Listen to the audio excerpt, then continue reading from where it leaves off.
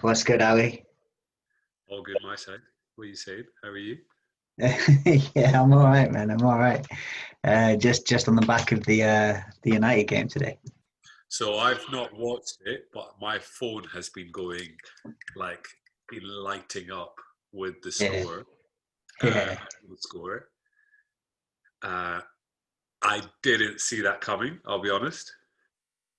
But okay, 10 men, fine. But adaptability, I don't know. I did you see that scoreline coming? I was a little bit Be honest. worried. I was a little bit worried when there was still 11 on. Just Okay. the obviously United scored really early. Yeah, you went Um, ahead. Was yeah, it a penalty? I've not seen it. Was it definitely a penalty? oh, yeah, all day long. It was really just really clumsy. I can't remember who takes him out now. It's Martial. It just gets United go straight in the attack. Rashford steamrolls in, sends it to Martial, drives through, and they just can't remember who was who took him out. But I think it might have been Sanchez. That was Sanchez, I think. But just yeah, took him clean out. It was And it wasn't a VAR thing. It just went straight in. Penalty.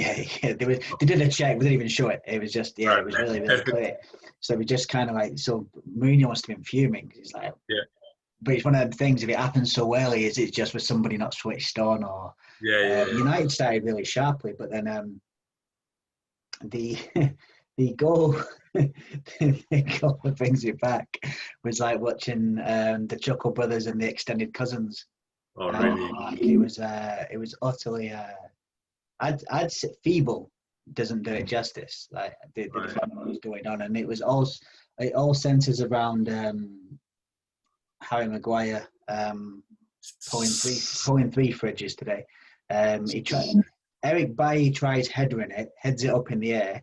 Uh-huh. Harry Maguire comes onto it to rescue him and headers it back up in the air again for Right, right. the striker can run onto it. And then in the midst of the melee, Luke Shaw goes to clear it, and Harry Maguire actually pulls Luke Shaw down so they can score. You'll need to watch it. It's amazing.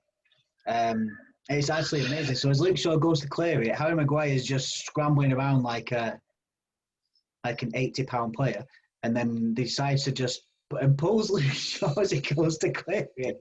So they just walk on and score, and he just got from bad to worse from there. The second goal, Spurs get a free kick, and Wait, so Maguire that was straight after, right? So that was like that was three really minutes, soon later, after 2 minutes later. really soon after the United goal, yeah. And then really soon afterwards again, Spurs get a free kick.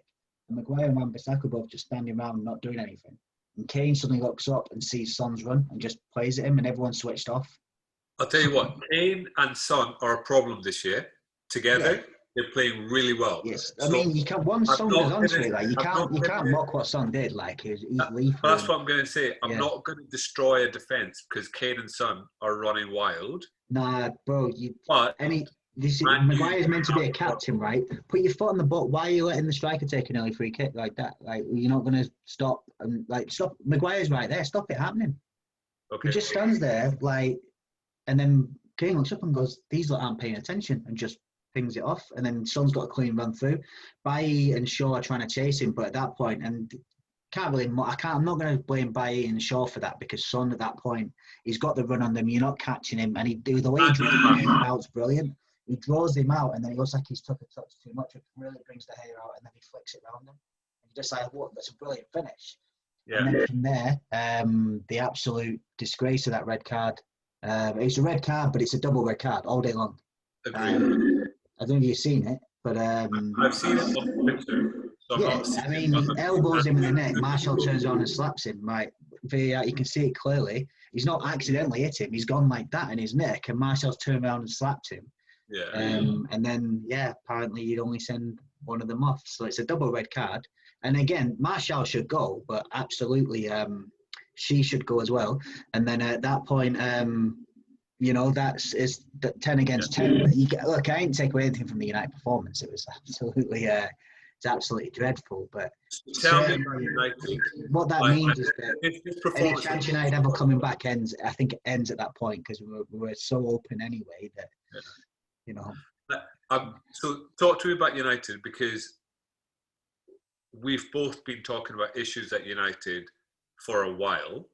and this isn't the beginning of an issue with United. United have got problems. Mm. Where are you at with United? Are you still backing Ollie? Are you still backing the situation? Do you still think top four is possible with the number of teams? Talk about my top six with the number of teams that are in there. Where's your head at with United? Are Okay, they I mean ambitious? the top four thing straight away. I mean, United are in a top four race, and they've not gone out of it after 3 games. But any ideas of anything more than that have well and truly gone. If they were ever there anyway, they've gone. United are in a top four race. I mean, United had no business really getting back into it last season, but we did. So you can't say that after 3 games. I mean, a result like this has been on the cards for a while because we have a dreadful defence, Yeah. and while I thought Baye's not a bad player. To be honest with you, I think Baye adds to your defence, but obviously not. He's not yeah, bad. I mean, it's just to be honest, today like there's been a lot of kind of complaints around the Maguire Lindelof partnership. We all know that he has a very clear lack of pace, which is a threat to it, and everyone's automatically goes, "Oh, well, Lindelof, we need to change Lindelof." I think Maguire needs to come out. I think he's absolutely awful. He's also got stuff going on Saying, off the park as well. He's also got stuff going on off the park as well with Greece and all yeah, that. but he was awful. He was awful last season as well. Right. I think if you take out the point of the fact that he's got that price tag, and people do that because he's got the price tag, so he should play. If you actually look at the evidence, he's done this. I mean, I remember the first game back after lockdown against Spurs when he let Bergwijn just run through him, and I'd be like, "You're supposed to be a captain. Like you're like a lost little boy. Like you shouldn't be in the team." Now Lindelof's been terrible as well, but I thought Lindelof was improving at United, and he seems to have gone backwards since Maguire came in. I don't think Lindelof's been a massive problem. So Bailly, it makes sense to put Bailly in because he adds pace, but Bailly's really erratic at the best of times. I think United are lacking. United don't have one top centre back to put any kind of partnership together. So for me, at this point in time, Smalling's still at the club. Smalling should walk back into that team. Yeah, Somebody said, I think it was Graham Souness who said something I agreed with, which is really strange. That doesn't usually happen. But he said, like, Johnny Evans walks back into this United team at the moment. Johnny Evans isn't looking bad at Leicester. Our centre back pairings are dreadful. So how can Smalling, who's gone and done so well in Italy, and to be honest, Smalling, who whatever you think of the Van Gaal United team, he was pretty good defensively, and he built that on Mike Smalling, wasn't it? Mike Smalling. I don't know where that came from, but he built that on Smalling. I remember when Vardy had his that was the year that Leicester won the league, wasn't it? And that when Vardy had that game where he broke the record of most continuous games, but the whole talk about it was going to be the most informed striker versus the most informed centre back when we went there and Vardy broke the record. I think he ended up in a draw, but they were talking about Vardy versus Smalling. People forget he was doing really well. I know he's not had the best of times, but you tell me right now that Smalling isn't better than all 4 of those centre backs. He is. So for me, like if you can't go and get the centre back you want, and clearly we are run by people who should only be in charge of letting you take money out of your account. Never mind having anything to do with transfers. Like if we can't go and get who we need, Smalling should be back in, probably the armband, because no one else deserves it in that team other than Bruno Fernandes. But that's the point. Fernandes has been there for 6 months, so shouldn't be the captain. Maguire's been there 1 season and been absolutely appalling. Shouldn't be the captain. It's so much wrong with the club right now with the way it's run, because it's run. There's no leadership. So tell me the players you're linked with. Right, Cavani, is that done? Cavani today. Is that done? What? Is that done and dusted? I don't know if it's done and dusted, but they're talking about it like it's going to be. This club wins nothing. This club. I don't understand why you're in the race for Cavani. Because we're run by bank managers who just understand that Cavani was good. They're playing the world's most public game of FIFA management, and they just seen, they've picked up a dusty copy of 3 years ago FIFA and gone, Cavani's available. Like, get a grip, boys. Like, so yeah, Cavani. Dembele, that's been the best bit. He's played 74 games over like the last 4 or 5 years or something. He's been absolute. No. He was really good at Dortmund, but since he's been at Barcelona, he's been Yeah, more yeah, on the treatment table than anything else. It'd be like, but players can get injured. Like if you sign a player who's got a decent injury record and then he starts getting injured afterwards, that can happen to anyone. But when you are signing clearly injury-prone players, and apparently it's gonna like talking about it might cost United 60 million. Like now Barcelona are now actually going, do you know what? You actually need to buy him. I'm like, I'll never buy him. I'd be like, oh, we need a director of football like 3 years ago, like so badly. Like they so badly. If I'm Ollie today, bro, I'm walking. I've had enough. I'd be like, look, I've tried to reset, but you guys are refusing to learn. Why should Ollie take the flak for this? Like he should leave. If I'm Ollie today, I'm looking at it and going, I'm not going to be able to do what I think needs doing here because these guys aren't going to relinquish the power. They're not.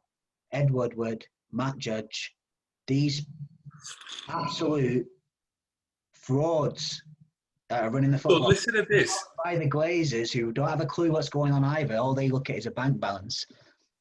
They just like they're not gonna let him do what he needs to do. And do you know what? For this to happen, it's poetic that it's happened with Mourinho today. Because Mourinho just sat there going, there you go. Whatever you think of Mourinho, and you know my views on Mourinho, this validates him as well. They'd be like, he didn't back me, they didn't back Van Gaal, they didn't back Moyes, they're not backing Solskjaer, they didn't back Ferguson at the end. Do you know what? Do you know? Can I be honest, Mikey? All these managers do have a spending record, though.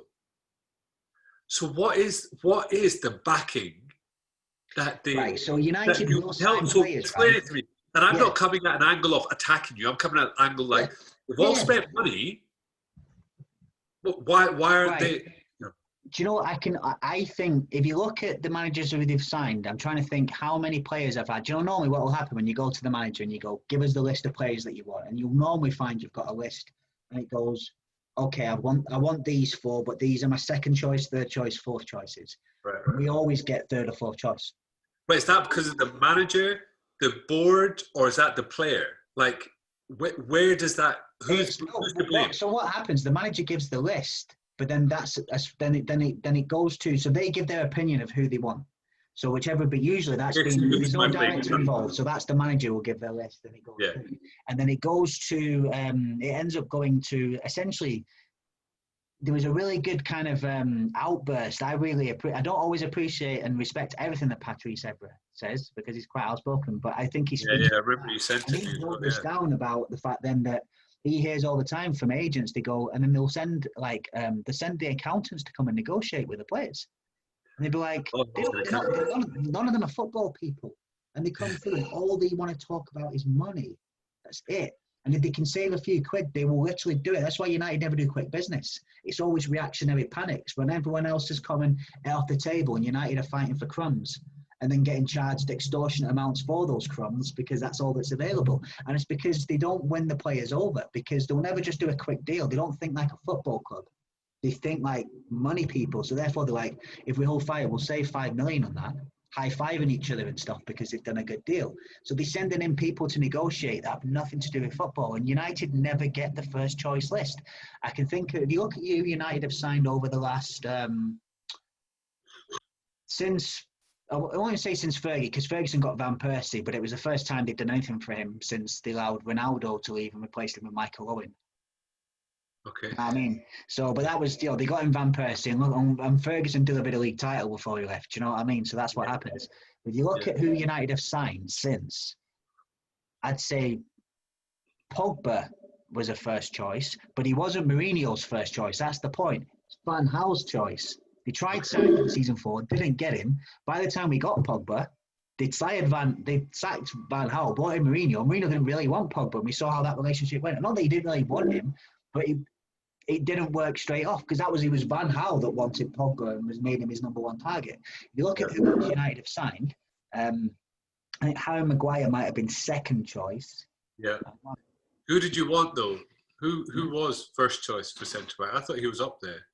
You know, United have been after what's he called? Koulibaly. United have been trying to get Koulibaly. He was first choice last season. I think City have given up on him this season as well, but that's who they wanted. And United spent the money on Maguire, an extra 10 million gets you him. Do you know what I mean? You spend like 80 million or something on a fridge. Spend 90 and go and get Koulibaly, but we didn't because we could save 10 million by getting Harry Maguire plus his English. So do you know what I mean? There's always that comes into it. So he went from, but he was at least, I think he was at least second choice. I don't know how he's second choice, but he seems to be. Mourinho wanted him as well. So he did seem to be. He's big and strong. Like, you understand why he's a centre back. Yeah. I'm trying to think who else, but we never get first or second choice because we can't negotiate our way out of a paper bag. Like, it's really, really poor how it's done because then the director of football, their job is to sell the vision of the club to the player and to go and, you know, and do it. We don't have okay, so say you do, Mikey, say you do get a couple of second choice players. They're still second choice for a reason. They still make the top 3 list for a reason. But, like, what I'm trying to say is that, is it first choice or nothing? Or because we can't get first choice, we're not competing? Nah, but we often get third or fourth. I think you're overplaying it by saying second. We'll get third. We'll probably get third choice usually. Okay. But the point is, like, we have this cycle of what happens, right? We'll sack the manager. We'll bring in the new manager. We get that bounce. We'll back that new manager for a transfer window. They'll do better. They'll get us back in the Champions League. This happened with Van Gaal, Mourinho, and now Ole. All 3 times. Get them back in the Champions League. Don't back them that season when you could. Falls apart, sack the manager, go again. We've just done it 3 times. Watch the pattern. Exactly the same, like clockwork. And it's going to happen with Ole again, isn't it, right now? Yeah. He'll be gone by Christmas. If this doesn't change, he's gone by Christmas if this doesn't change. And Ole might last longer because he won't throw the Glazers under the bus the same way the other 2 did. The other 2 are really outspoken about them, aren't they?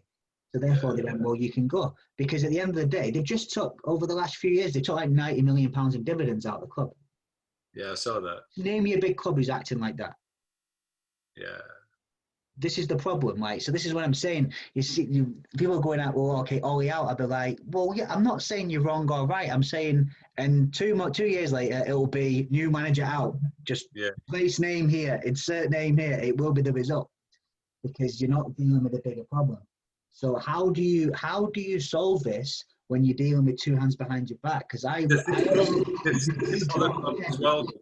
anyone in here right now, they might do marginally better, but United will not. I'm going to say this statement right now, and I mean it 100%. United will never win the league again. Never happen. Until the Glazers are gone. For the Glazers, unless the Glazers change how they operate and put a director of football in, the current structure, if that doesn't change, United will never win the league again. It will never happen. It can't happen. It's structurally impossible. Right. I honestly believe that's not like a reaction to any kind of game. That's why I'm calm. Like, if we were feeling like we were going for something, I'd be like, I'm sat there going, yeah, this was going to happen at some point. This is usually what happens. It's mad. It's Spurs again, like it was with Mourinho at the beginning and the end. It's interesting that it's Mourinho on the other side of it this time. See that little smirk? Do you know, it's quite ironic because a lot of people say the same things about Spurs as well. What you're saying about Man U, people say that about Spurs as well. Like they seem to be. Are they on the up? I don't know, but they seem to be on the up. Spurs, on the lips of people saying, "Oh, up club." Like the clubs that people are talking about that are on the up. Like people are talking about Spurs and Everton right now. Leicester, Spurs, Everton. Yeah, I think Everton needed, like, obviously Everton have needed a big manager to come through. I remember when we were having that debate around again the new managers and the older guys who've been around. I remember straight away when Everton came up. I think everyone was brought up to say, well, what have they won with Ancelotti? I can't remember what the comment was, but I remember me at the same point I was like, actually with this one I'm kind of with Ali. Like, I think Everton need, in that case, I think they need a big name manager. Because they have the spending power and they've probably done the worst business in the Premier League. James looks like he's doing well for them though. No, now they're fine. But like, if you go back to what they've spent and what they've brought in for the spending, they've done terrible business. But for the first time, they look like, oh, you've actually, this looks good. But I think they've got a coach that they needed a big game. They needed a big team mentality instilled into them because not since the 80s. I mean, I don't know. It seems to be that clubs from that part of the world catch 30-year droughts, don't they? They've had one. You've ended yours. Like, they're still in it. Do you know what I mean? But they've got a manager now that is like, well, I've not had that illness. Yeah. Like, I'll show you how it's done, and they needed that installing into them. I think. I think with as you're saying, we're talking about the idea of young managers and stuff. Like, I think that it's so important if you're going to do it with if you're going to build a manager that's come from the club that has all that respect, and you're going to aid them, you've got to then go, right, they're going to need the support. They haven't got that experience to fall back on. What they have got is fresh new ideas and an affinity for the club and a strong idea of what the club's principles should be and what And back them for that reason as well. you need to give them you have to give them the coaching staff that can help them, and you have to give them the ally in the boardroom that's telling you that's like, look, these are the players that they're identified who are made of the right stuff. I think Arteta looks like he's got some of that around him, and it's working really great for him. I think Chelsea have really backed Lampard in the transfer window this time, but obviously they had a transfer ban, so that you have to take that into context. You know, they've really, really backed him. I think the other one in that debate, Ole Gunnar Solskjaer, has been hung out to dry. Yet again, but he's not the first. He's not the first. He won't be the last. Like, this is what Manchester United do. They hang out their managers to dry, so they can extort When we evidence spoke from the about fans. the managers, kind of the new managers, I was like, if things were normal at Chelsea, they didn't have a transfer ban, Frank doesn't get the job. If Arsenal had money to spend, Arteta doesn't get the job. Ollie's the only one that got the job where they could have got anyone. Does that? Do you know what I'm saying? I mean, the issue is Ollie got the job on an interim basis, and then the clamour was so strong because he went on the run that he went on, and they were like, well, actually, how do you?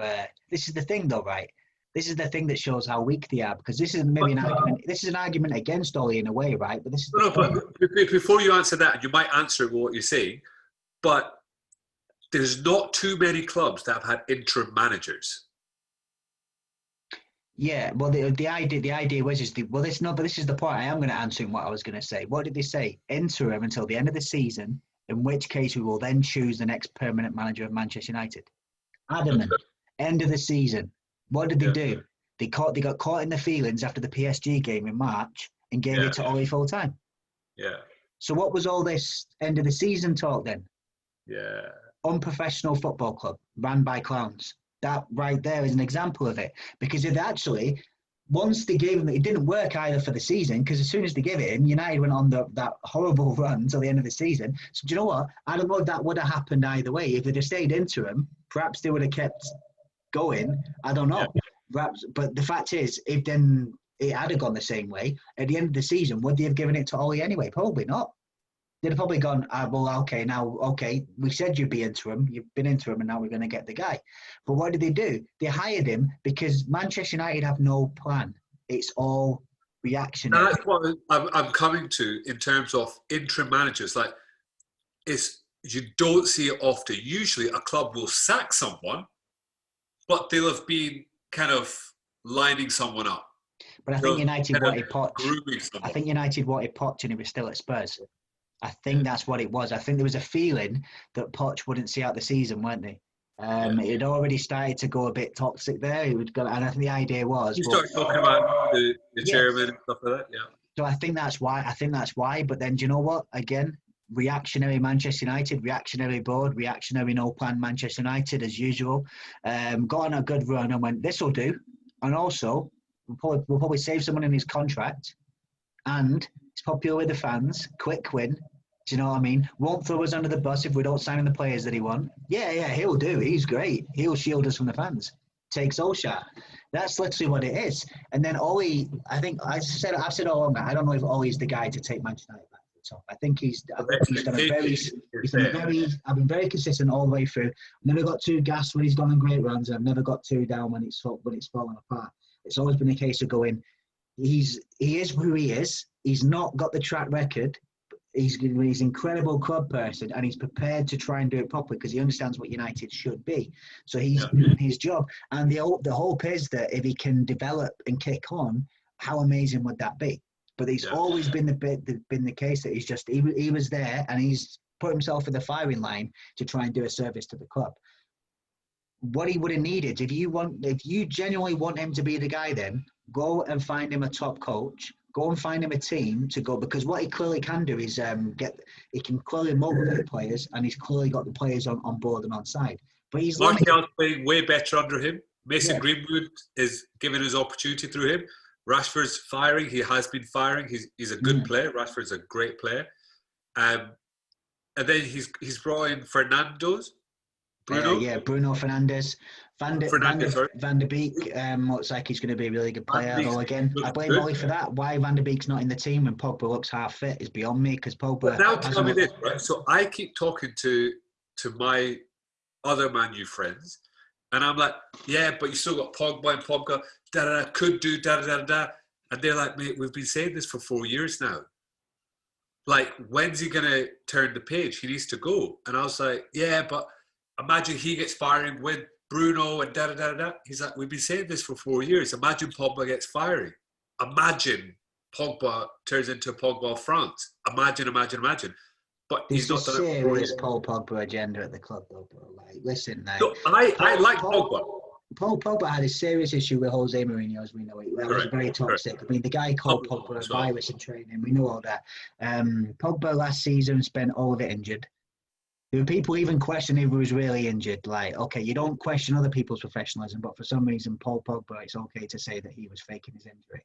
Okay. Whatever. That's not an agenda, though, of course not. But whatever you think on that. He comes back after the lockdown, was absolutely superb. He was, Injury, and Man U were superb. Yeah, and before his injury, the season before and all his interim run, Pogba had the best goals and stats numbers in Europe. Like, not even in the league. And I'm not talking from midfield. Messi, Ronaldo, everyone you talk about, Pogba had better stats than all of them during that period of time.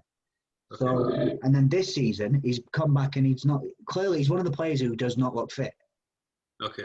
So why are people saying Pogba should leave? I'd be like, Pogba needs dropped. And Pogba needs to get fit. But Pogba needs to leave. But then these people will say, oh, but Harry Maguire, he's just, English bias as usual. English bias as usual. Do you know what I mean? If Pogba was French and of a different colour, it'd be a different conversation. But we won't get into that now. But that's for me. Do you know what I mean? I just think these top Reds people, honestly, it really boils me, because they will literally, you put the two players in the same frame, and if it's this person, they'll say something entirely different than if it's this person. For me, I'm just real about it. Like, these players are all representing Manchester United. I look at it from the point of view of the club. But for me, as Paul Pogba makes Manchester United a better team. But at this point in time, he's not fit. So I'm the first to say that Pogba should be benched and Van der Beek should be put, because Van der Beek looks really, really fit, raring to go as a new signing. So play him and let Pogba get fit. Because a fit Paul Pogba, people say waiting for him to fire. Paul Pogba has been firing when he's been fit. Tell me the last time Pogba wasn't firing when he was fit. I'll wait. Okay, so imagine I'm the manager, and I've told Pogba, I've put my arm around him. I'm backing you here. Okay, you go out and you express yourself and you enjoy yourself. Which is, I think, what Ollie's done. Right, which is clearly what he's done. Yes. Yeah. And then I'm like, Paul, you don't look fit. I'm going to bench you. Then that arm around the shoulder isn't the arm around the shoulder, is it? Does that make sense? What I'm trying to say is, then I'm going to drop him. If Pogba's not fit, though, do you think he somewhere knows that? I think he somewhere knows that. Is Pogba in his heart and is it publicly at Man U? I'm not saying in the press or whatever. To you and me, he looks a player that is unfit or whatever. Yeah. Is that unfit? Is that lack of confidence? What does he need right now? And does putting on the bench bring out the best of Pogba? Yeah, look, the thing is, like, everyone's crazy overreacting to a bad start to the season. The same set of fans was saying Man United were going to storm the world at the end of last season. Neither was true. As usual, fans don't understand football. Do you know what I mean? Like, last season, United got on a good run, and this season they've been on Corona didn't get this for United. The Crystal Palace game, United looked undercut. Just undercut. Like, Palace came through looking fit, hungry and ready. United looked shell-shocked and tired and just not. Yeah. And I think they'd had a good few games to get going. United, it was the first game back. Not even they had like one pre-season friendly. That was it. Do you know what I mean? Like, players need a pre-season to get going again. Do you know what I mean? And it's been a crazy time anyway, let's be honest. We've seen some wild scores coming out at the moment. because it's been unprecedented times, and some teams are prepared better than others, and that's what it is. And normally that would have an impact of, say, a few percent. Right now it can impact 10, 20%, because you'd be like, it's big. they're ready and they're not. If you Look at Leeds. if you level that out into fitness and the typical things, then it's not going to be these extremes. Spurs don't come to United and win 6-1. Do you know what I mean? But Spurs look like Mourinho's complained about no pre-season, injured players or not match-ready players and all that kind of stuff. Yeah, but you can see when you look at the players, they look fit. They look fit. Kane and Son look fit and raring to go. That's the thing. Their players, their best players look fit and raring to go. And if you look at United's, Bruno doesn't look at it. Nobody wants to talk about Bruno because of last season. But again, that's the thing, agendas. Like, Bruno's had a terrible start to the season. He's put in goals. He's put in assists. Yeah, he scores penalties. Yeah, he's great. I'm not knocking him. Bruno was brilliant last season. Like, I'm so glad we signed him. But he scored a couple of penalties. What else has he done? Played one good pass to Rashford. That's not an assist. Rashford's then has gone on a that's not really an assist, is it? You can call it an assist, but technically it is. But Rashford's assisted himself on that one. Do you know what I mean? Yeah, he's done all the work. What's Bruno done? But no, we'll aim at Pogba because it's the trendy thing to do. But who's playing well there? Like, who's playing well? Rashford looks like a bit better because Rashford was terrible for the last 12 months. Let's just be clear. But he's looked a little bit better again. No one's playing well. Nobody looks quite at it. And Harry Maguire and Lindelof have been an absolute car crash at the back. Wan-Bissaka, I don't know what's happened to him, but he can't get into. He's never in position where he should be. And it's like he gives everyone an extra 5 yards because then that's when he does these crazy running back sliding tackles from everywhere because he's like, we're giving them extra 5 yards. If you're not quite informed, just get tight to your man. Go and spend some time with Gary Neville and please teach him some shit about how to be a right back, please. Because Gary Neville was a bang average player, but a brilliant positional defender. Wan-Bissaka's doing stuff right now that you normally get taught at youth level. Do you know what I mean? And because he's got this good one-on-one defending thing, but it's not quite working for him right now. So how about you go and mark your man and just do some basics? Luke Shaw, I'm not a big fan of anyway, but he's actually been one of the least worst since this kicked off again. It's just the players don't look fit and in form. So suddenly, he's gone from what a great job he's done to get them back into the top three to fire him again immediately. I'd be like, everyone knows the players United needed to sign. Everybody knows. And we haven't done it as usual. And we could do. Like, you know what I mean? It's about preparation. Like, okay, let's say we go and get Jadon Sancho tomorrow and everyone's like, wow, we finally got him. Right.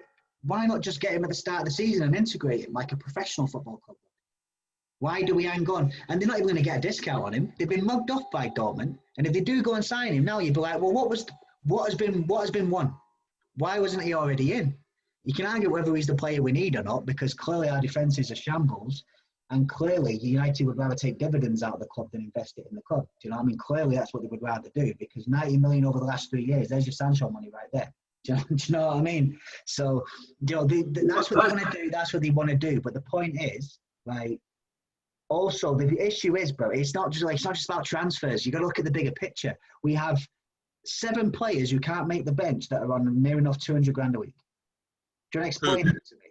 If you go through the United players who can't make the bench, bruv, if you can't, it's something like £40 million a year worth of wages that can't get on our bench, or sometimes scrape on our bench. Jesse Lingard, Juan Mata. Juan Mata's on like 250 grand a week. Do you know what I mean? Like, go and look at the United wage bill and tell me it's not a joke. Your bench though. How does sometimes he gets on, sometimes he doesn't. But yeah, he's kept around. So Jones is on 80 grand a week, bro. Phil Jones earns £80,000 a week as a footballer. Where else would that happen other than Manchester United? We can't, so therefore, we can't move our players on. Nobody wants them. We've just loaned out 2 again because nobody would buy them. Pereira, we're trying to sell him. Nobody's going to pay his wages, so we have to loan him out. Sanchez had to loan him out. Do you know what I mean? Sanchez has gone. We actually paid him off. Jesus. Football director, it's not just about bringing players in.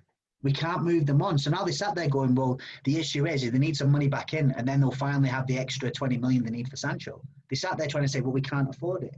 And you have to look at it and go, you've not budgeted for it because you can't move anybody on. Why can't you move anyone? Because you give them stupid wages and stupid contracts. Who would sign them? It's just a mess from top to bottom. The club is run amateur level. It's got the name Manchester United. It's a beautiful history. It's a beautiful ideology of the club. It's built on amazing things. It has been tarnished, top to bottom, behind the scenes, by people who are only interested in sucking the blood dry out of it. This is what's going on. The Glazers need to leave. They always have needed to leave. They bought it on debt. They are killing the club slowly. So And what changes? Is that even a conversation? Is that even something that's on the cards? Like Newcastle being sold is on the cards. Like no, whether I it don't think, happens I or don't. doesn't. Why would they, bruv? Why would they? It's such an asset to them. They look at the dividends they've been able to take out. They're living nice. As long as they can service the debt, they're good. Why would the Glazers want to give that up? Put yourself in their shoes when you And can what's their milk. background? I don't know much about the Glazers. I'll be honest. Obviously, they're a big name in America. Are they a respected name? In America, go and check out some of the fan channels in America when they talk about the Glazers, because they have the context of what they've done with the other teams they have. They call them stay away owners. You Right. never see them there. They will spend money, but they've no idea. They have no interest. So literally, it goes to other people to run because they have no interest. They're just interested in what the bank balance says. They are stay away owners. They've zero interest. They're not like Abramovich, who sometimes are interested, sometimes isn't. There zero interest in what goes on. It's a cash Are there cow. other successful though? Nah. They have peaks and troughs. Because if Okay. they do get a little bit of success, they use it to expand the brand and to draw some money out of it. And then, do you know what I mean? What do you need to kind of keep this going okay? They won't. As long as United finish fourth every season, they have no issues. Champions League money, that's all they need. And as long as the fans keep going there and buying replica T-shirt, I won't spend anything at Manchester United anymore. I'm done. I'm not feeding them. I'm not feeding them. They need to leave. I love the badge and I love the club, but I despise the people who run it. I will not take part in it. I will And not take what part. would be your happy medium if they stayed but Woodward went? Would you be slightly happier? I don't know because what control would they give away if they were genuinely stay away owners but took advice and actually took some people came in that actually understand football and were able to put a structure in place that runs the club. I could probably cope with them. We were able to coexist with them when Ferguson was there because we hated them, but Ferguson ran the football club. Ferguson ran the football club in his partnership with David Gill. They ran the football club. So they didn't really need to worry so much about the Glazers. They were just like, they didn't come up until there would be rumours, there were rumblings and stuff, but they wouldn't really come up because Ferguson ran it from top to bottom. But since Ferguson left and David Gill left with him at the exact same time, and we got Woodward to replace Gill, and who came across, he was already at the club, but came into that kind of area of the team, and David Moyes, it's been a car crash, and we're still running the same action replay 8 years later of the same car crash, different angles. It's the same thing because there's no infrastructure in there because Woodward doesn't know what he's doing, and he doesn't even know that he doesn't know what he's doing because he's ticking the boxes the Glazers care about. Because he's a genius in the branding world. He's a genius at being able to get sponsorship deals. United, do you know what I mean? Someone uses the toilet at Old Trafford and someone sponsors it. Like, it's crazy. Like, you've never seen so many sponsorship deals in your life, but he's brilliant at them. So the Glazers love him because they don't understand. All they see is, oh, Champions League money came in this year. It must be doing okay. Because they literally, they do not understand. They've no interest. They don't, the success is what's on the bottom of the bank balance. That's what it counts. Well, So okay, so I'm going Woodward, to play they devil's have to give up advocate control. here, Mike. I'm going See to play him? devil's advocate slightly. I agree with what you're saying. But if I am back in a football club, or like football, whether we like it or not, is a business. All sport at that level is business. Mm. What is more important? The bottom line or second choice as opposed to third?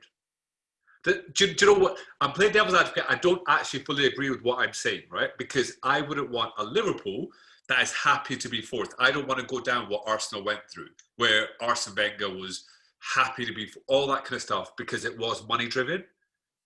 Because I think it takes out the regardless. But if I am a football club and I am either I'm not going to go to extreme and say either going into administration or have a healthy bank balance. But if I am able to stay afloat and spend money every single year, isn't that really the running of a football club? Depends which football club, doesn't it? Do you know what I mean? If you're trying to run a team that's history is continuing runs of massive titles and a global name and all that sort of stuff, and you're planning to just diminish it, but just enough that it still stays relevant, why have you been allowed? Why have you been allowed to buy it? Who signed off on that? How's that been allowed to happen? Do you know what I mean? Like you've got to realize that if you sign the best players and if you have the best brand of football, that in itself is a currency that will generate a higher level of currency. Do you know what I mean? Like the Manchester United brand now, compared to where it was at the end of Ferguson, it's a shadow of its former self. Yeah. In a lot of senses, it's like it's ridiculed. It's ridiculed because everybody knows. All the ex-players are on right now saying the club needs no structure. Well, where have you been for the last 5 years? Bigging up making sure you're allowed at Old Trafford and being nice to the Glazers. Why suddenly now? Because this has been going on for 8 years. Why is Gary Neville saying, "Oh, they need a transfer structure"? Right. Well, right. Why have you suddenly started saying that? Why is Patrice? Why are these players suddenly talking about it? It's like you've let it get as bad as this for you. You've even then gone, do you know what? Yeah, this needs to be sorted out. It needed to be sorted out a long time ago. This is definitely coming home to roost right now. That's what this is. And honestly, like people were sat there going Ollie out, or going Jose out, or all this, and I was guilty of it. I couldn't stand Mourinho. I wanted him out, but I wanted him out independently of what was going on with the club because Mourinho did some non-negotiables as far as I'm concerned. He did some things that were just like, do you know what? That's too much. That's too much. But do you know what? I do actually today, like he was sat there smirking, and do you know what? A part of me was going, I don't blame you, mate. Actually, do you know what? I can't stand Mourinho in a lot of senses, right? But I respect him. I just don't appreciate his football. But do you know what? In that debate, that little kind of thing to say, go on then, Woodward. You're like, yeah, you're right. If it had stood up at the end and gone, at the board, I'd have been like, go on, Jose, get them told, because somebody needs to tell them. Do you know what I mean? The pressure needs to be applied to that board. And how far away are we from seeing that kind of pressure? How far away from seeing banners at Old Trafford saying Glazers out or Woodward out or whatever? Is that even what I'm trying to say? I don't know if the fan base have it in them. I don't know the fan base. And that's where I want it, because usually it comes from a different, like when a manager goes, probably lose the dressing room, lose the fans, gone. Right? Yeah. It doesn't quite work like that with United fans are so reactionary, mate, though, because that's the thing. Everyone's divided rather than if everyone united that and gone, do you know what? All our other differences aside, because clearly there's all kinds, whether you want to pick out players, coaches, whatever, it's been such a mess and everyone's got different reasons. The one consistent thread for all that is the incompetence of the board. It's the one consistent thread. So if everyone said, you know what, we're going to put everything else on hold for now and all apply pressure to go sort it out, like either leave or restructure. And then we can all get into the arguments again that now become relevant again. But no, we won't. We're all like, oh, Pogba's a virus, or Ollie out, or Jose's a virus, Van Gaal stinks, like, madness infinitum. Here we go again. Round we go again. And it'll happen now. I tell you what, whoever these United fans are saying Ollie out right now, and I'm not saying they're wrong. I'm not saying Ollie's the guy.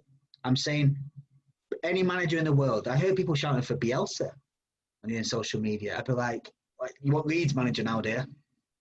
Wow. Okay. But you know what? Let's say we go and get Bielsa. Drop him in there. Bielsa out within 8 months. Watch. So I'm not one for Bielsa out, but I do rate Bielsa. Well, yeah, but I rate Pep. You can put Pep. You can put Klopp. You can put Bielsa. You can have. Do you know what? They could all take a weekend each. They'll all be out trying to manage this club with that board. What is? They'll be supported for one season, and then it'll be withdrawn, and they'll be like, "Good luck." Do you know what I mean? Let us know how you get on, because it's not run like a football club. It's run as a business. I'm not saying football club isn't a business, but there's supposed to be success on the field. It should absolutely be a part of the business goals. It isn't at Manchester United. When they weren't top four, they won Europa. That's still success. I'm not saying success is top four, but what I'm saying is that you're still there. These owners, Woodward, he still kept you there. Yeah, because they'll back just So how enough. much ownership does the manager take that Right. these guys have Because kept Ali, you they'll there? back just enough. They'll back just enough. That's the thing. They have like a mediocre level of expectation, but if you drop below that, then you're gone. So they haven't. They're like, as long as you're here, you're safe. Alex Ferguson used to say he was the ultimate advocate of second was first loser, right? Doesn't count. If you don't win, Manchester United had to win the league every year. Any year that we didn't, it was a failure. Nothing else could be to be said about it. That's gone. That's dead. That is history. That is gone because the club have allowed it to go, because the standards have been allowed to drop so high, because we have players that aren't worthy of the badge mugging us off. And like right now, we've got players, agents using us to get deals to other clubs, because they'll go, just send them what clowns in, wave some money at them. They'll send their accountants in. We'll take the piss out of them, and then we'll leverage them for someone else. Cavani sat there right now, 10 million agent fees to sign Grandad. What's going on? Like, he's not. He's 29. He's 33, bruv. No, Cavani's 29. No, Cavani's 33. Now look his age. I'm going to Google that right now. Have I got I'm this sure right? he is. I always strike that if he isn't. If he's 29, I'm pretty sure he's 33. Yeah, you're right. Born 87. Fucking 33, bro. 33 and a half. 10 million agent fees. 200 grand a week. What is going on at this club? Understand what I'm saying? This is what I'm talking about, bro. And they weren't talking about Cavani last month. Who's come up with that one? I don't mind. Cavani, let's go. Do you know what I mean? Right, brilliant. Well, I don't mind an under-the-radar signing. Do you know the signing I was most pleased about was Jota, because it just happened. Well, it because just came out of nowhere. But it can, right, bruv, but you got to understand, that's the whole point I'm getting at. We don't do signings out of the blue, because if we start looking at a player, it leaks to the media straight away. When was that? I think Van der Beek, we got a full stone, because Van der Beek kind of came out a little bit out of left field, and we're like, although we'd all been talking about it for 6 months, but we hadn't heard the club talk about it. So it happened. But when was the last time Manchester United signed a player and it wasn't a long out, drawn out saga? Name me that player. What is that? How can Liverpool, who are obviously anything they do, they've got media because of the success they've had over the last couple of years, whatever. Mm-hmm. But they've got media, everything, and they can just stay under the radar and get deals done and da. You tell me, because how come you can do it and United can't then? What's the difference? Because it can't be. Well, I'll tell you the difference. You've not got an incompetent board. Because that's the point, isn't it? Like, it can't just be Manchester United. Do you know, we walk around acting like we're being bullied. You're Manchester United. You should be bullying other clubs. We're going to take advantage of this transfer market. Go on then. Oh, brilliant. Cavani, well done. Do you know what I mean?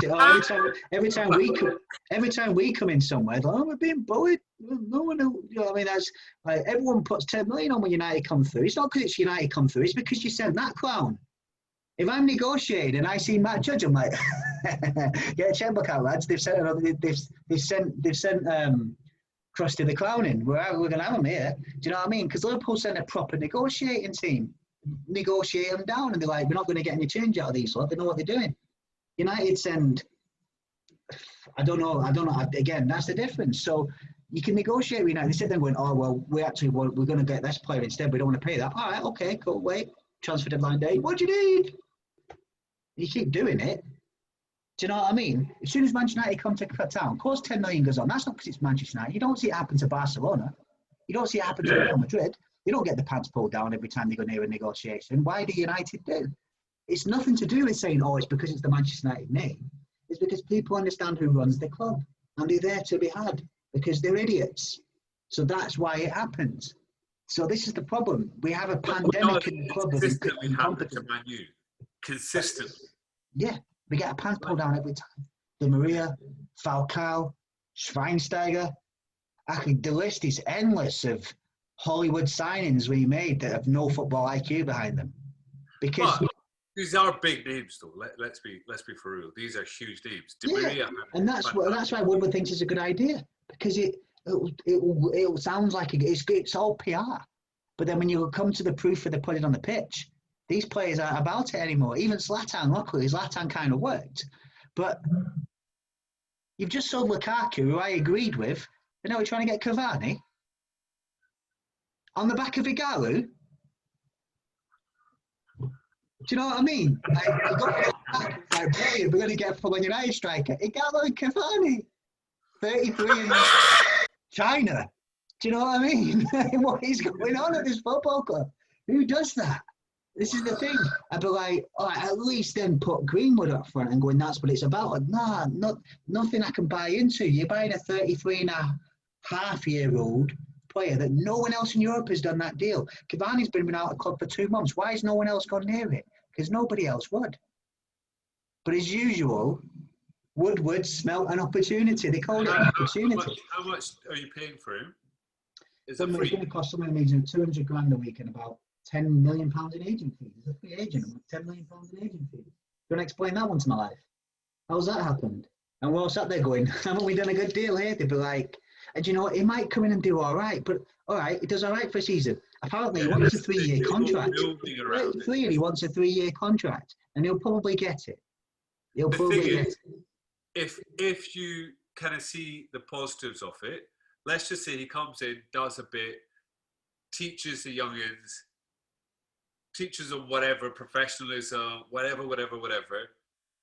You can't build around that deal. You cannot build around that. There's no longevity in it whatsoever.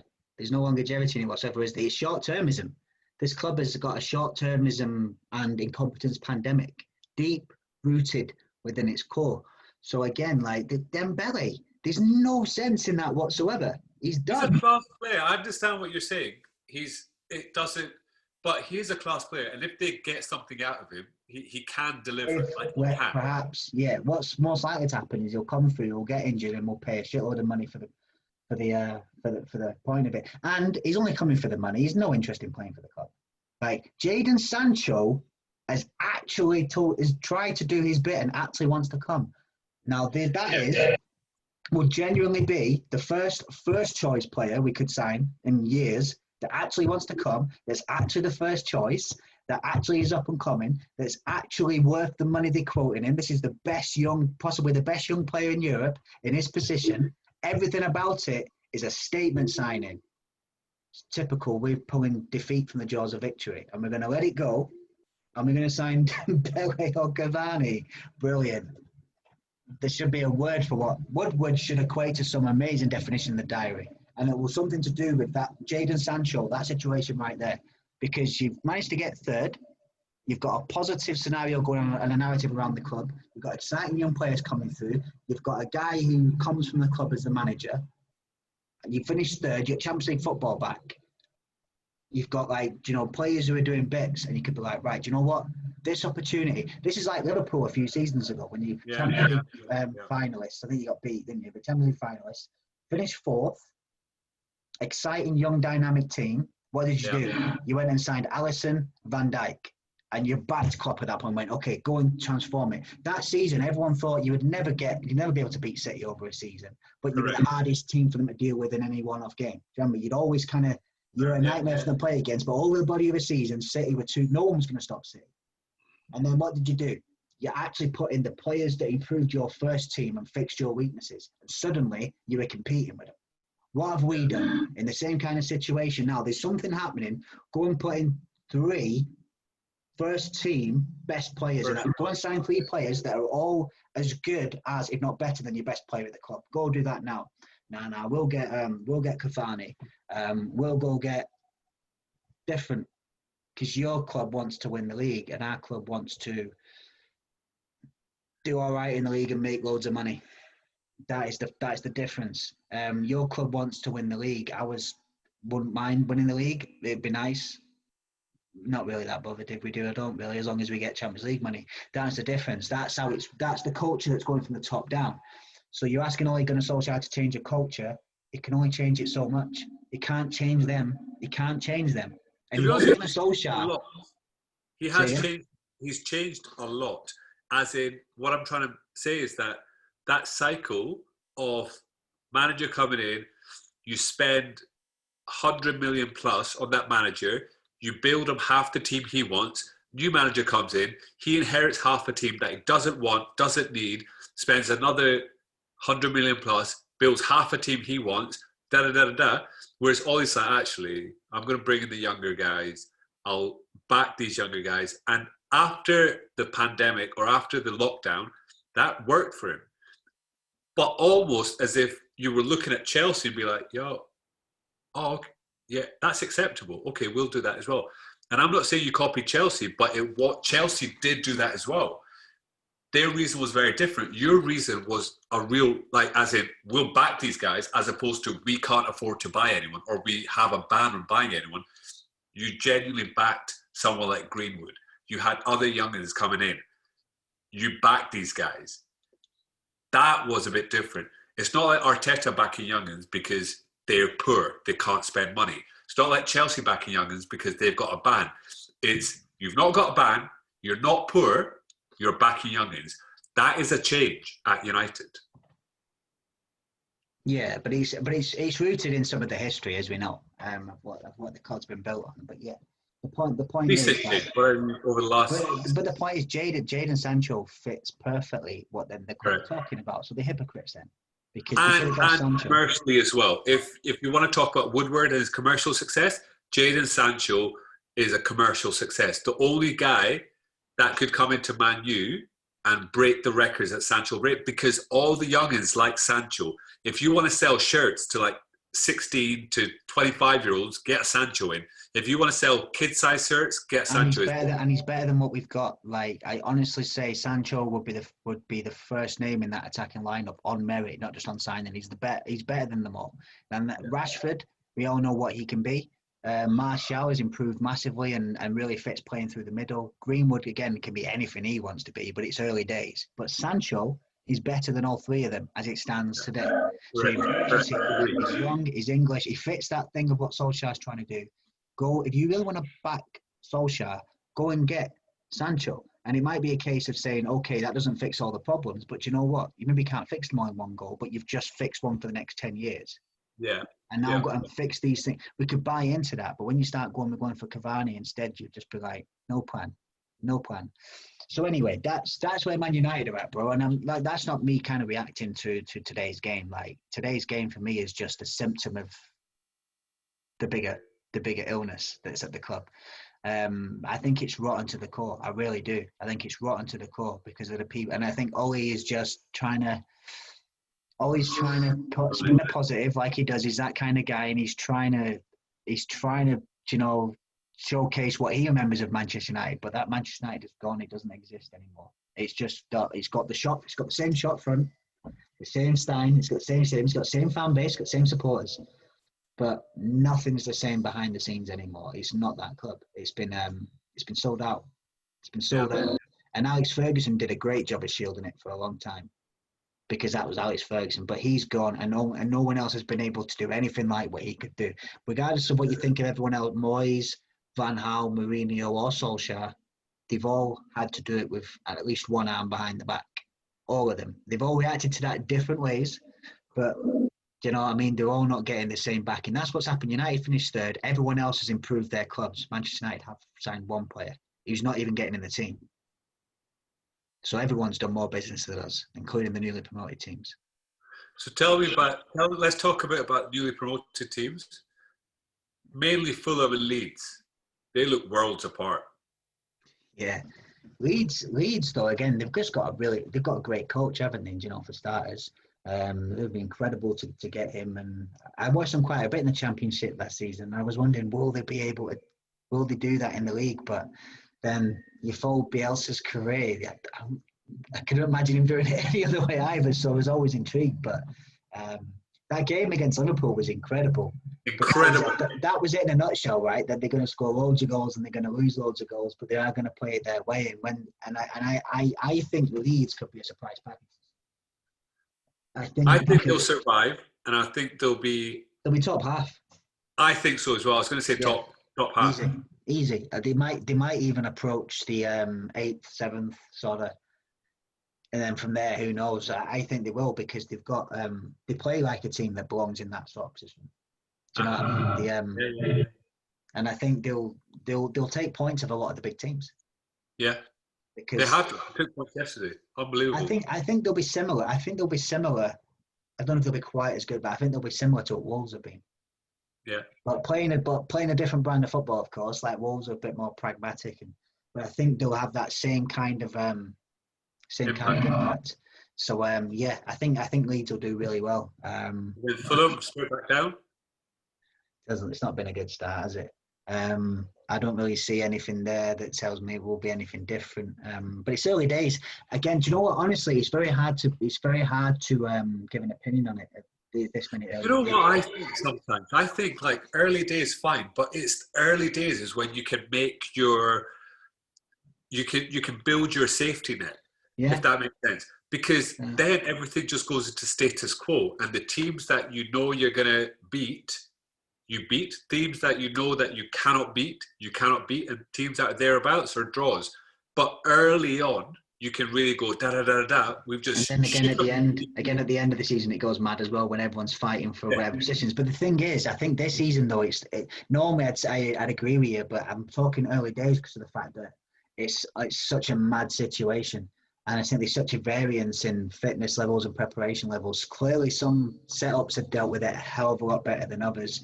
Maybe some have had more support by the fact they've had early games, they've been able to get games into the legs. Some teams have really limped into this season on the back of last season, which was only, 6 weeks apart, if that. 6 weeks, yeah. So, I just think some people have coped with it. So I generally think you have to wait to 10 games in. I'm not talking about the league table because obviously that is impacted. That's 10 games. That's a lot. But I think it will be 10 games in before you can really get a feel of how good teams are. I think positions in the league will be misleading this season. I think after 10 games in, you can generally start to look at a team's next, say, 5 performances and go, that's actually where they're at this season. That's going to make it a little bit wild. There will be some weird positions in the table this season at the end of it because of those 10 games will be so unpredictable. I mean, you're seeing some, look at like City 2, Leicester 5. Look at some of these scores that are coming through are just like, they're mad. But it's because... Then Leicester lost today. Did you see that? Leicester lost today then. Yeah. So they beat City. It's so mad. I just think it's because, and also on the back of that, this crazy handball situation where reaching penalties. So, speak on that because I play fantasy football, right? And in fantasy football, usually you've got your goal scoring options, as in like this will get me points. Then everybody else, the cheaper options, you're trying to manage it. And I'm just like, I'm just going to pick penalty takers that are the cheapest penalty takers because this handball situation is just a goldmine for penalty takers. They'll rack up goals this year for nothing really. And it's really crazy, bro. The pundits are hating it, and I'm sure the clubs are hating it as well. Yeah. Even the clubs that are benefiting from it are still hating it. Yeah, because you can't. How do you plan for it? That's the thing. Everyone's like, how do you plan for that? Like, you just. How do you jump in the box? Yeah. So as your manager, how do you account for that? Do you know what I mean? It's crazy. So yeah, I'm not a fan of it. I don't think anyone is really. Even if you benefit from it, you kind of going, nah, but it's not right though. Do you know what I mean? It's like when a player in your team reacts like the way Lamella has done today. Do you know what I mean? And he's like, does a dirty like, and every club has had a player who's done it. And you're like, when it's your club it benefits, you're sat there going, I'm happy we got it, but I can't condone it. And you know that it's like, you know, like we dirtied you there, but do you know what I mean? We needed the points in it. So it's one of them. It's like today. So why did they celebrate it? And I feel the same way about those handballs. You just sat there going, "Oh, we'll take it because it's better happening to us," but it's not right. And I think that's. So how did you? Why did they bring it in? Why did we not have it before? Why did FIFA not say before that it needs to be the same rule throughout? I don't know, because it was a bit stupid last year as well, and it's like they've changed the stupid rule for an even more stupid one. Do you know what I mean? Like, it's the situations around handball are crazy. Like, do you know what I mean? But even then, like some ones last season, you're like, this doesn't make sense. And are they changing the rule? They went, oh, okay, that'll be interesting. And you heard that they're changing it. You're like, it's even worse. Like, who's making how it? do you jump in the box? How do you actually jump? Did they think it makes the game more interesting? Yeah. Do you think it makes the game more interesting? I don't know. I actually think he values it because it's like, yeah, the bet because teams can lose. Teams can be so unfortunate to lose on the back of these kind of things. And you want to see the teams who deserve to win, more often than Correct. not win. Correct. And I feel this is an equaliser in the worst sense. Do you know what I mean? Certain rules are progress for football, man. The offside rule, one of the biggest ones ever, and I still think it's, although the amount of times they've changed the way that works, but in theory... So how's that working now? The flag only goes up once the ball's in the back of the net? Yeah, because VAR. Because what if you stop and then they go, but we've checked and you were on and all this. So you have to... Right. That makes sense, though. Yeah, because the VAR, and I think the VAR change this year of the referee going to the monitor is a good thing. But I think the way the VAR has changed is more likely these things being overturned. So the linesman shouldn't be stopping anything because they might not. Do you know what I don't like about VAR? Like, I come from a cricket background, and I think it's similar in tennis.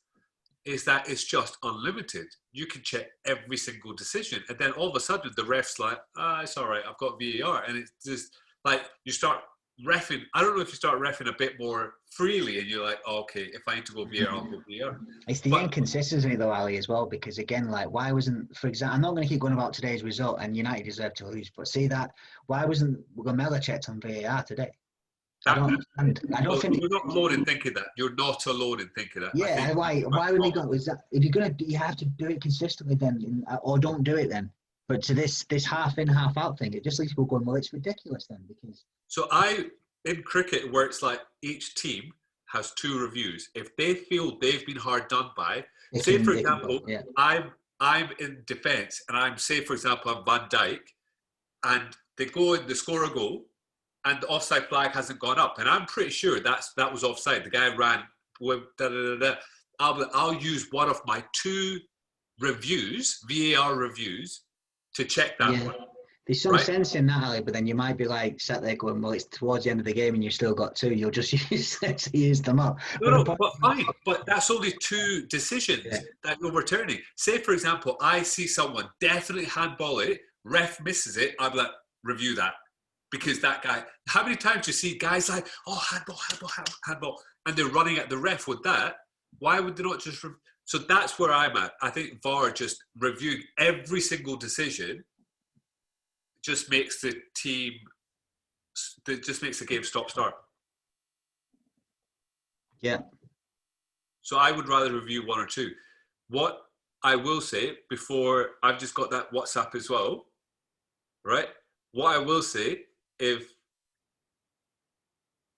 he jumps on, Wham texted me yesterday saying that City haven't performed as well is because they've lost Arteta. Of course he did. Yeah. Can we grill him on that? So when he comes on, don't tell him I've told you. We'll just let it come organically. But he said that yesterday. All right, we'll see if he comes on, man. Wham always threatens to join in on things, doesn't he? But other than that, VAR, and then tell me about the signings you're excited about throughout the league. Jimenez, I like it. I like him in the league. Have you seen like the stats of him actually running and making sprints and stuff? He's not someone who's bursting, but right time, right position. That there's a skill in that. He does it well. He's effective.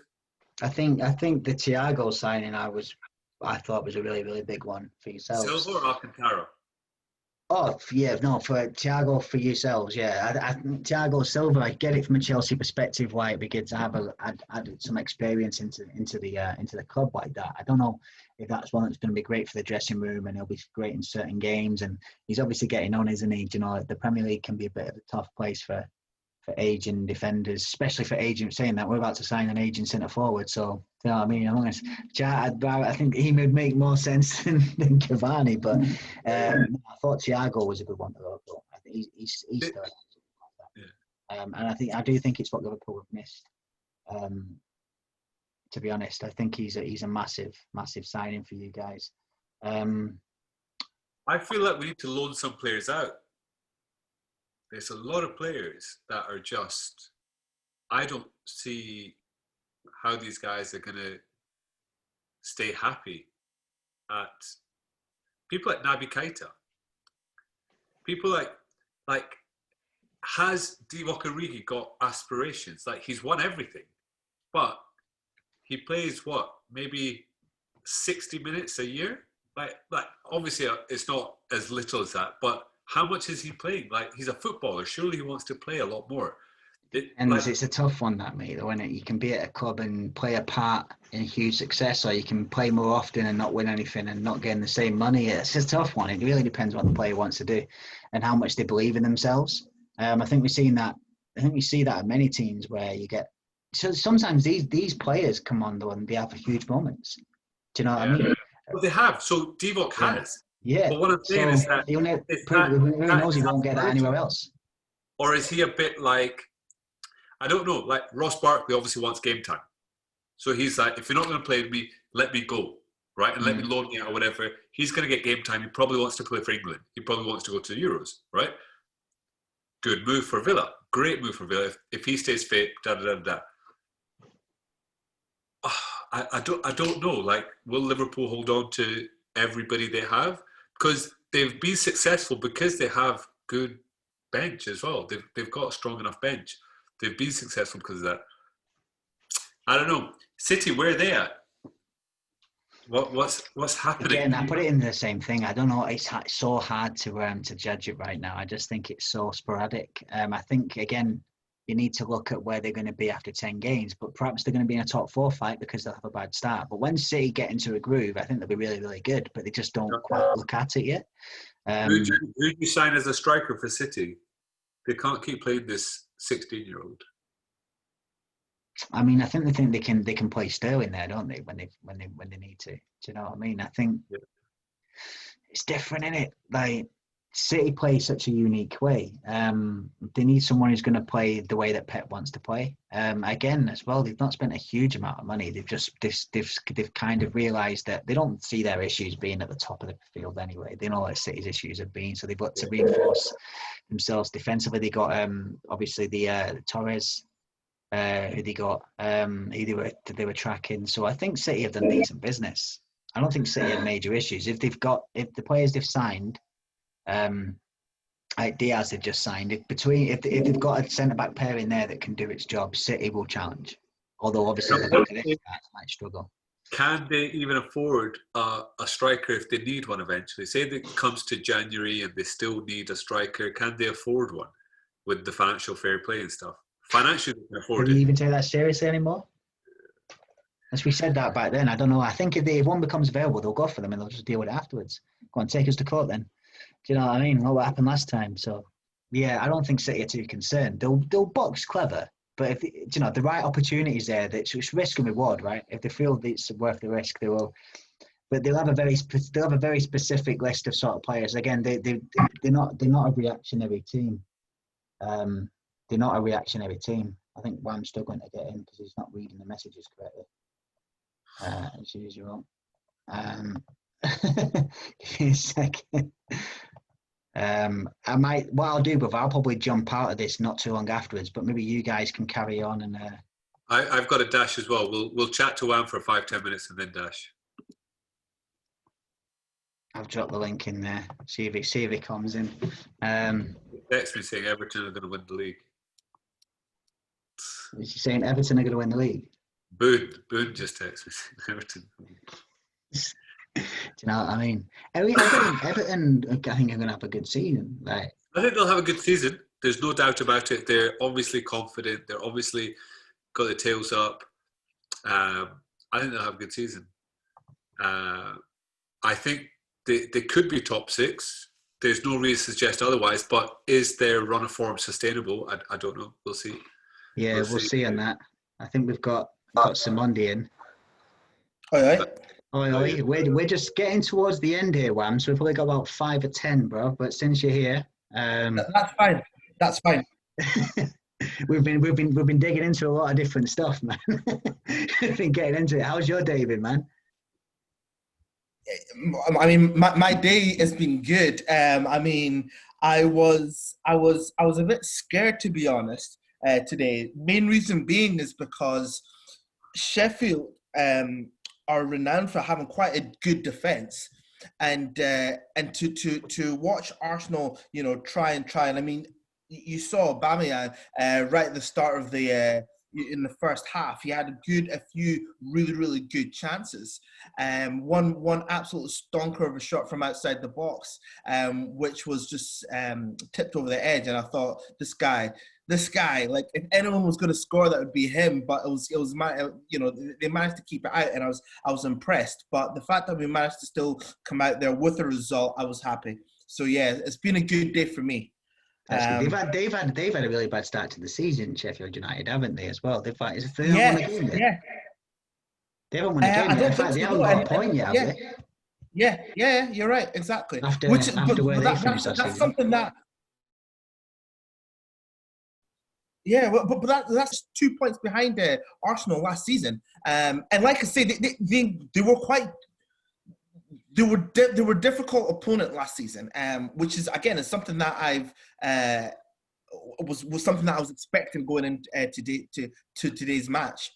So yeah, like I say, happy with the result. But then again, obviously, I've been happy with the way Arsenal have been playing over the last couple of games. Long may that continue. Nice. Glad you enjoyed your day. Yeah, I was going to say, but I'd rather hear about your final thoughts. If you're wrapping up, your final thoughts. Ali, how would you summarise my thoughts? Because I kind of went on a bit of I would say a considered breakdown more than a rant, but it's been a rant based on what I've seen over the last 8 years as opposed to the start of the season. How would you summarise it, Ali? As much as I want to throw Ollie under the bus and I want to throw young managers at top clubs, not young managers starting their career and getting behind whatever club and then building themselves up. Young manager at top club. As much as I want to throw Ollie under that bus and be like, he's not there, Pot should have taken it, Allegri, whoever. Mikey makes some solid points. He talks more about the board, backing. And I caveated with that, saying that, man, you have spent the money.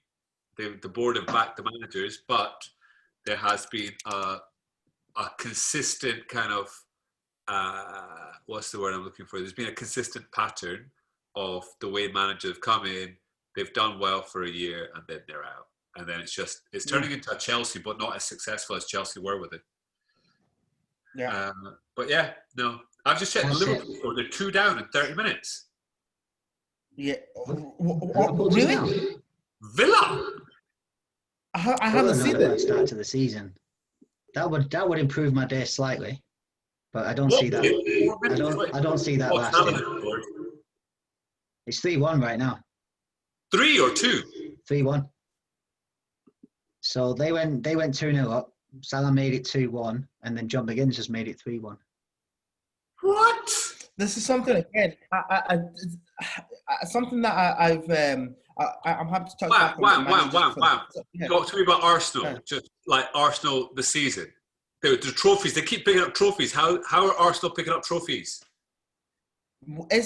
Listen, they're building that winning mentality. And that's what. Listen, it doesn't matter what the right now. It doesn't matter what the trophy is. If you're winning a trophy, you're setting yourself into a specific type of way. We're getting used to winning again, and that's all that needs to happen. We don't need to set ourselves lofty goals of let's win the Premier League. No, but let's win the EPL.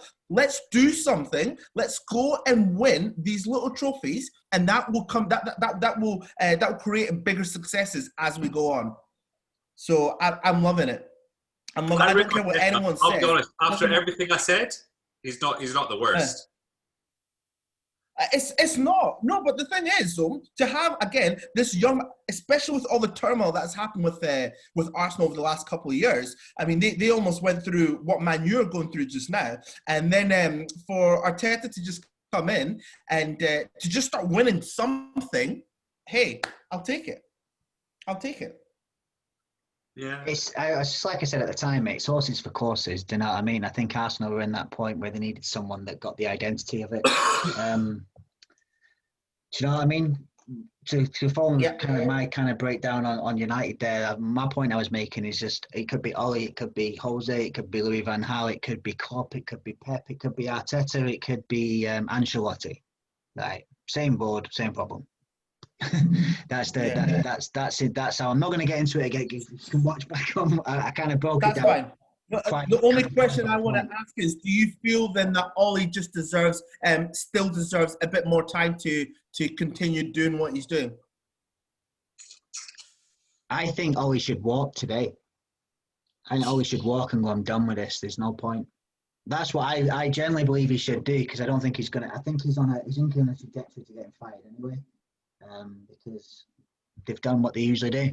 So if I was Ollie at this point, I'd walk, and I think the fans would have so much respect for him, because essentially be saying, look, I'm doing this with two hands behind my back anyway, mate. What's the point?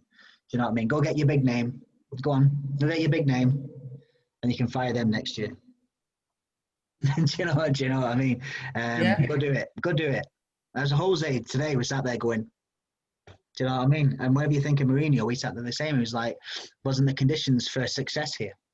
It's not. Do you know what I mean? It hasn't been since Ferguson left. There's no structure this foot. So so I think Ollie absolutely should get back. Like, I think he earned the right to get back. His first choice was Jadon Sancho. Stop trying to sign his third choice. Stop trying to sign 33-year-olds. Go and sign the player he wants. Yeah. That actually fits the bill of what we've laid out. Do you know, actually go and do your job, because he's doing his. But as usual, they're not doing theirs. Same shit, different day, different manager, different season, same incompetent board. So until that's fixed, this will be the cycle. We just keep seeing the same thing. Yeah.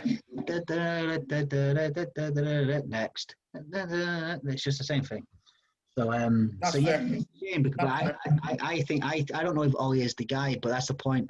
I don't know if any of these managers are the guy, because you never get to see them in their true form. You get to see them dealing with Glazers and Woodward and Matt Judge and the rest of the circus. So while that's going on, this will go on. So I think that's what it is. They still, though, I think United are still in a top 4 race. United certainly aren't in a title race, but I don't think we ever were in this situation. But we're still in a top 4 race. We just see now Liverpool are losing. We'll probably still win that game, but you just seen the City score against Leicester. Do you know what I mean? It's just, it's mad. People, this is such a mad, unlevel playing field right now, because some clubs have had good pre-seasons, have dealt with the situation better than others. So you're seeing mad different levels in fitness and preparation levels that you just wouldn't normally see. You can have a good pre-season and a bad season, but right now we're seeing done quite well in the conditions pre-season versus we didn't have one. And you're seeing, I don't think you'll see an equilibrium in that until 10 games in this season, which is mad, because then that can have a huge... Yeah, I agree. In 10 games in, you'll start to see where teams are actually at. But at that point, they're fighting back, or they've had a great start that they shouldn't have had, and all that will happen. But I think you won't see it until 10 games in. That never normally happens. It's normally 2, 3, and then everyone's kind of up to speed.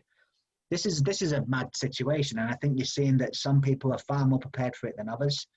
So therefore, you have to say fair enough, because they've dealt with their situation better, or they've made the most out of it. So I think, it'll be 10 games in, you'll start to see. So I think you'll see City flying after 10 games, but they might have lost the league by then, because they had a bad start. Do you know what I mean? So I think United, at least from a United point of view, we're quite lucky that we had an horrendous first half of the season last season and still got third.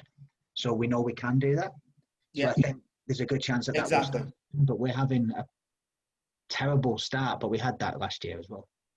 Do you know what I mean? Look at where we are at Christmas. Well, that's it. And just to quickly round things off, I want to know who's winning the season? Who's what? Winning. Who's going to win the title? Who's winning? Who's going to win the title? It's Liverpool's to lose, isn't it? It's Liverpool's to lose. It has to be. Like, you still Liverpool, Ali? What are you saying? Well, it's 4-1 right now. It's 4. Exactly. So tell me, Ali, tell me who's winning the league. I don't even know what to say. Well, to be honest with you, I think we have the strongest squad in the league. If we don't win the league, then we've lost the league with the strongest squad in the league. Yeah, who are you saying? So on paper, we've won the league. Are you writing this a wham for an Arsenal? Is that what you're about to say? Arsenal? Do you know what? No. To be fair, no. They're not going to win, but they're going to get a top 3 finish. And do you know who else I'm going to come out with a surprise top 3? Yeah. And do you know who else I'm going to come out with a surprise top 3 finish? Possibly. And in fact, top 4. Leeds are going to come out with a top 4 finish. I'm telling you now. I think Leeds will finish higher than Arsenal. This is the reason why. See, Wham that hardly ever comes on the show, right? He only comes on when he's been drinking. Have you noticed?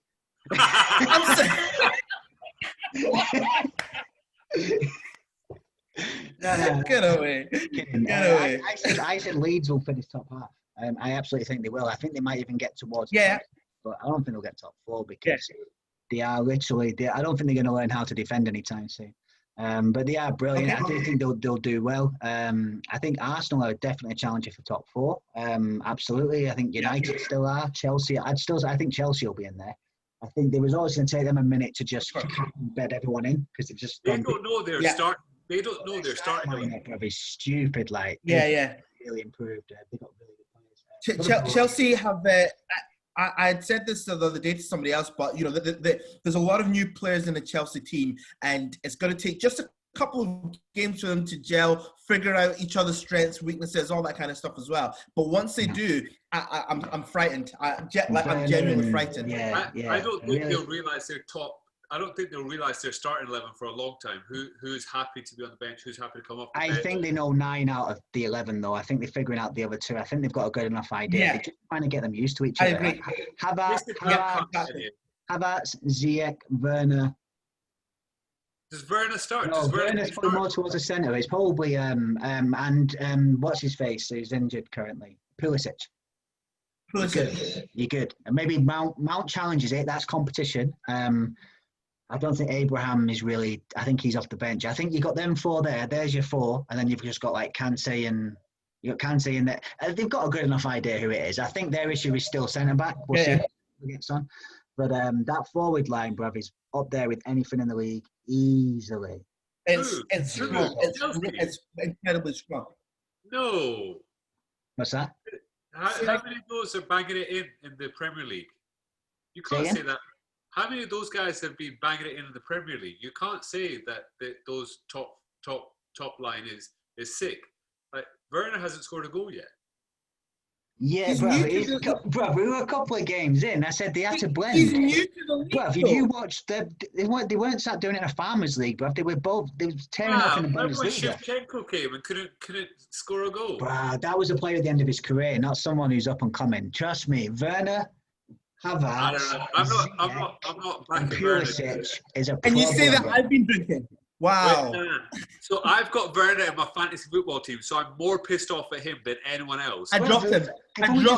Bruv, they've only just got, that's what I'm saying, they're going through the thing of they're trying to embed a whole bunch of players in one go. Trust me. Yeah. When that clicks, and it will click, Werner, Ziyech, Havertz, and Pulisic. Yeah. Jeez. So also, you guys might. I'm backing them strong. I think that's a dynamite forward line. But I'm second with this as well. None of them played with each other before, so they've got to kind of catch a group. I know you guys might have touched on this, but I just very quickly, I want to know your thoughts as well on Spurs. Just this season, Gareth Bale. Just very quickly, you know, I think, are they good? Are they backing? I will say that Son could be on for player of the season if he even carries on half of what he's doing right now. He is looking incredible. Bro, I mean, this was him last season. If it was a shame that he had to, you know, leave the country, but it's the exact same thing. This guy has been on fire for the last 3 seasons. This, of course. I think he might get edged out to it. If a Spurs player was to win it, though, I still think it's Harry Kane. Harry Kane has suddenly added a whole load of assists to his game, and at some point, where's this come from? Kane will turn the tap on again on the other side. I don't rate Harry Kane assisting goals. I'd rather he bang them. I don't rate him assisting goals. Nah, because sometimes he's going to do both. He's going to do both. Exactly. It's for me. It surprised me as well. So Harry Kane, Son, they're not basic assists either. There's some of these assists is making a poetry. He's like prime Zidane. Some of these through balls. I'm just like, what is going on here? I agree. Striker, not feeding another striker. I don't think you can be feeding anyone else goals. Kane will still bag 20 though, brother. As long as Kane bags 20 and has a lot of assists, he'll probably get player of the year. Plus he's English, so that'll help him. Do you know what I mean? So yeah, he'll be good. But guys, I'm gonna bounce out there because I've got things to get on. Wicked for jumping. I just want to come in and say hi. Yeah, wicked for coming through, man. Absolutely, and we'll get another one of these in maybe in the next. We'll review this week, whether we can coordinate our schedules, right? But whether it's next weekend or the weekend after, let's go through and do it properly, and we'll go through a new round of games. And we'll see over the next few weeks, actually, if some of these, it'll be interesting to see if we'll say now whether these kind of scores are where the season's going to be, or if we start to see a plateau and an equilibrium building. Yeah. I think it'll be the second one. But, it's all a bit chaos right now, and we've got scores going on like this today as well. So we'll see how this ends up. But, gents, pleasure, and enjoy the last of your weekend as well, man. And we'll touch base soon. Take it easy. Cheers. See you guys later.